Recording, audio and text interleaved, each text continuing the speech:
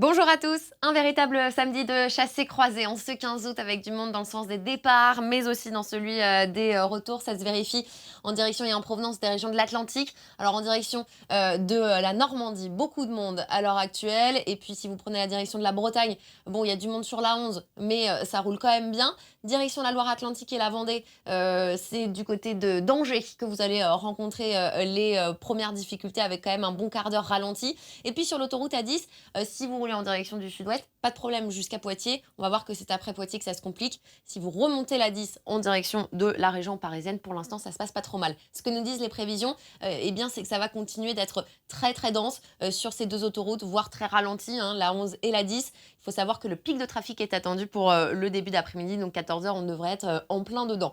Allez, le sud-ouest à présent, je vous disais que ça se compliquait à partir de Poitiers sur la 10. Et c'est vrai, hein, entre Poitiers et Bordeaux, et notamment dans le secteur de Niort, il y a des difficultés, plus d'une heure de ralentissement à prévoir. Et puis si vous êtes en remontée depuis Bordeaux jusqu'à Poitiers, c'est difficile aussi. Sur les autres axes, notamment la 62 direction Toulouse, il y a du monde mais pas trop de perturbations. Direction l'Espagne sur la 63, ça se passe très bien. D'après les prévisions, ça devrait rester chargé aux abords de Bordeaux et de Toulouse. Courage à tous!